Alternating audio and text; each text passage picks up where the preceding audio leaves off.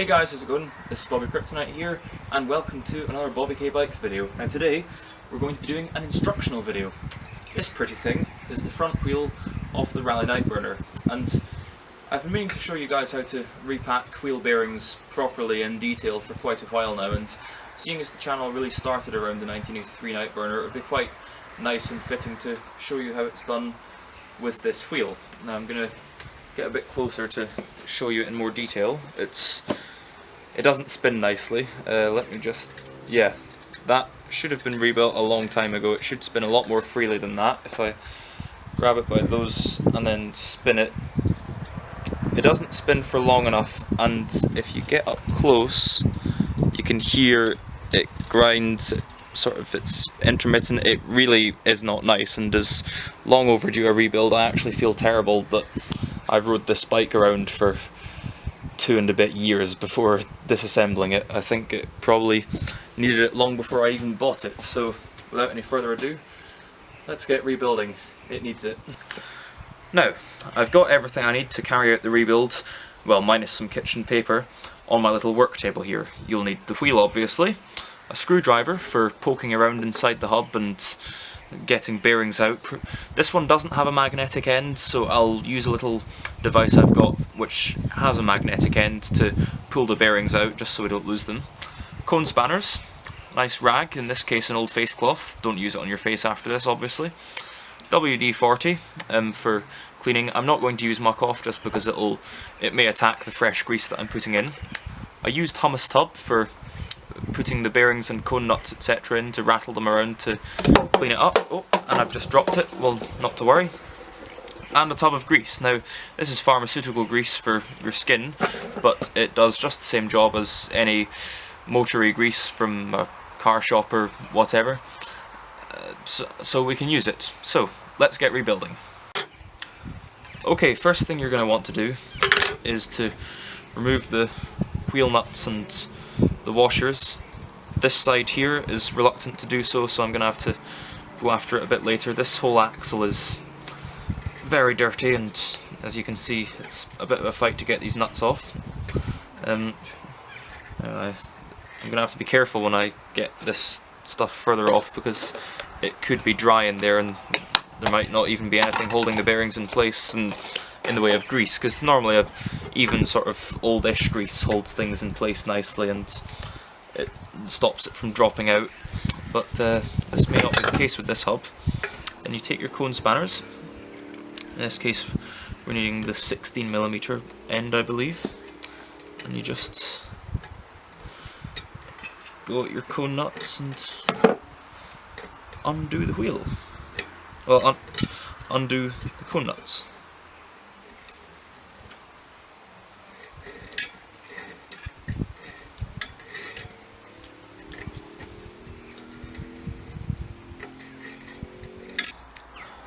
Okay guys, it's now a few hours later.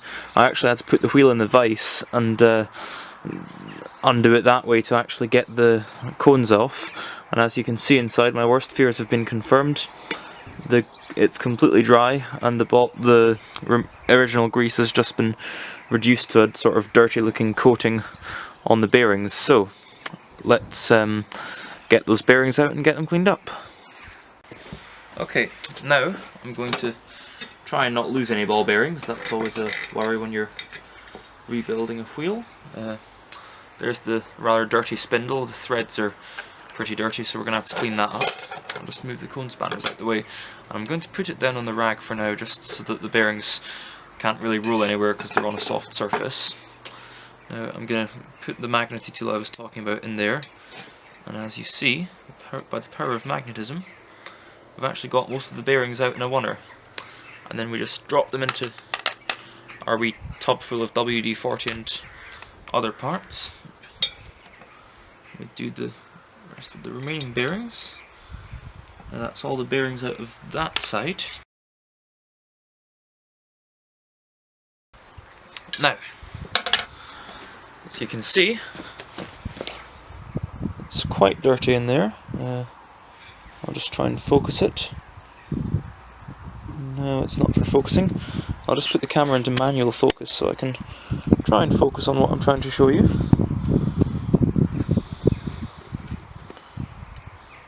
That's better. Yes, you can see it's dirty in there, and around this side it's also dirty in there. So we'll get this cleaned up and resume the rebuild. Okay, using the trick that I showed you with the Sausalito rebuild, we spray WD-40 into the tub. Oh, and we really ought to remove this cone if it's willing to come all the way off the thread, which might not happen. This could be an embarrassing stall in the video because it's a strange design in that they've obviously tried to save a bit of money, and that's not coming out of there unless I stick it in a vise. They've tried to save money by skipping on a little process where you can stick a cone spanner on that, but they haven't removed material on this side which would allow you to stick a cone spanner on that, so you can only undo it from one side, and of course it's the side that you can't even undo with a spanner that gets stuck, which is just brilliant, isn't it?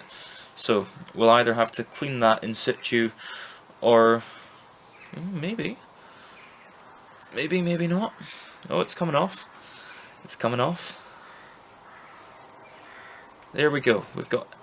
We now have everything off, which is just great. And we'll take that bit of fluff away. We'll put it in the tub. We'll add some more WD-40. And then what we do is close the lid and make sure you've got it closed nice and tightly. You're going to get WD-40 everywhere when you do this anyway. And shake. Of course, WD-40 all over my fingers.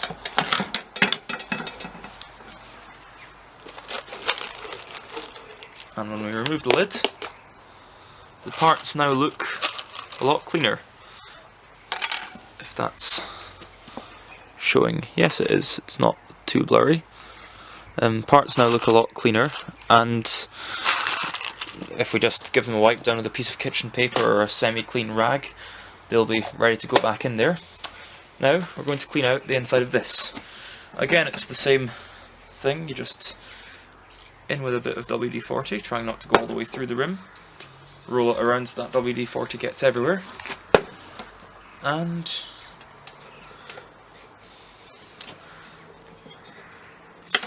rag in, screwdriver in, and just poke around in there until the inside is clean. You may have to do it a couple of times and perhaps with different materials to get everything out of there, but it's beginning to look cleaner. It's by no means ready for the bearings to go back in yet. We'll stick that in. Okay guys, the insides of the hub barrel are now beautifully cleaned out, and well, I think as good as I'm going to get them. Beautiful in some areas, as good as I'm going to get them in others. And so the hub is now ready for the bearings to go back in. I'll just show you this piece of paper that grease was wiped out on, and it looks almost as if the bike's got really nasty earwax. So let's get the innards cleaned up. Right, next thing you want to do is take another tub and line it with a clean piece of kitchen paper, and now we're going to use it almost like a tea strainer to get rid of the excess oil from this tub. There. And now we leave that to drip for a few minutes, and then we take another clean piece of kitchen paper and just wipe down all those parts to get them as clean as you can make them before putting them back in the wheel. Okay guys, I've since wiped down and carefully polished and cleaned all of those parts, and as you can see, the ball bearings have cleaned up very nicely. The nuts are alright. These two washers will probably need to be replaced for the restoration. The cone nuts are alright, and the cones themselves are also okay, but this would be a good rebuild to do. Sorry, it's not focusing. Let me just change to manual again. This sort of rebuild would be good to do on a rider. There, we can see the cone in all its cleaned up glory. This sort of rebuild would be suitable for a rider, but perhaps some of these parts are not shiny enough to go on a restored bike, so I would be better in the restoration to replace some of these parts. But the bearings are never seen, so they can easily be reused, and maybe a couple of the cone nuts, but we'll play it by ear. Anyway, now all that remains to be done is to clean the spindle and get the parts back in the bike with some fresh grease. Okay guys, now what we do is we take the blade of a clean screwdriver and we put it in our tub of grease, and then we just lay some grease on the inside of the barrel. Not too much, we can always add more later, because if you add too much things begin to get a little bit messy. And if you've got it absolutely caked in grease, you can't see the bearings, so you don't know if you've got all the bearings in there present and correct. And two, when you come to tighten up the cones, it squeezes the excess grease out of it, and then you've got to wipe it down with a rag, and that's just a waste of grease. So, sorry for the hand getting in the way there. That's that nicely loaded, and if you've not got a magnetic tip on your screwdriver, the grease makes it nice and sticky that a bearing will stick to the tip of your screwdriver. You can just take the bearing on the screwdriver like that and put it in position. So that's one bearing in there, and you just keep doing that until you've filled that side up. Put the spindle in with a cone and then you add an extra slinger of grease, then stick the spindle in with the cone on it just to stop it all falling out. Flip the wheel over and continue on the other side.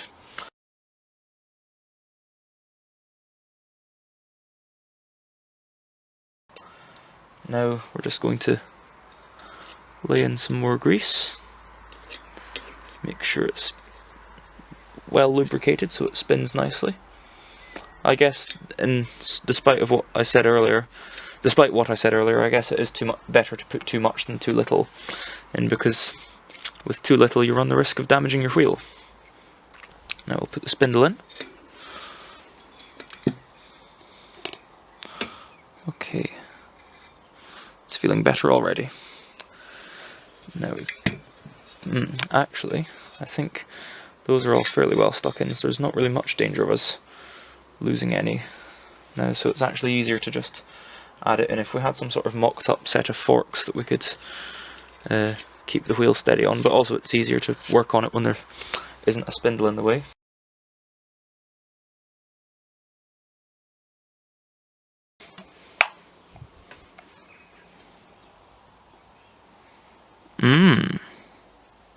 Oh dear, oh dear. That's one too many. So it looks like I put one too less in here.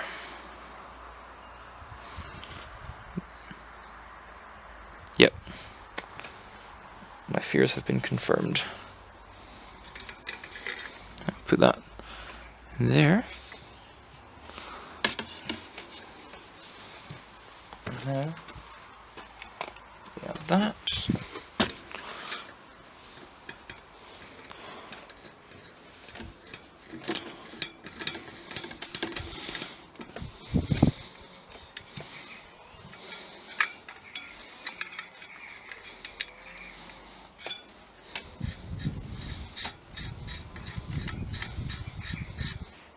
Okay, I've now refitted the cones and the cone nuts. Now we just need to take our cone spanners, like so, and then just tighten the cone nuts until they engage against the cones. And then this is just sort of very temporary. The tightness of the cones can be better judged when the wheel's actually on the bike, but we should get a fair idea of it now.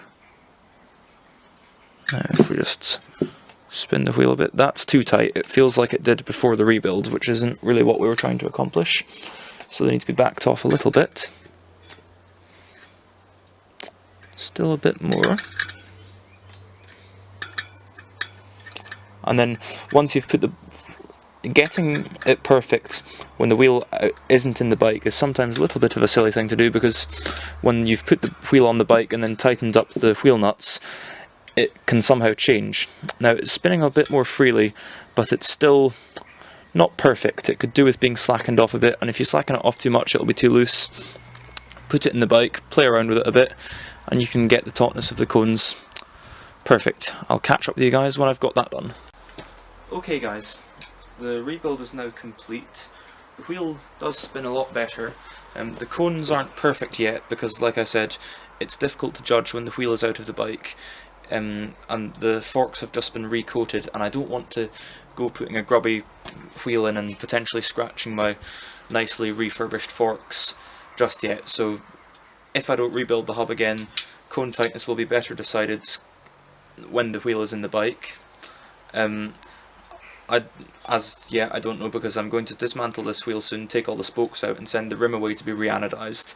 I'll need to buy new spokes and reassemble it all, and when I've got it in bits I'll be able to better see what sort of condition the shell of the hub is in, and if it needs rechroming, all this is going to have to come to bits again and be redone. But as for play, it doesn't feel too bad. Maybe a bit tight, but certainly no nasty grinding sound.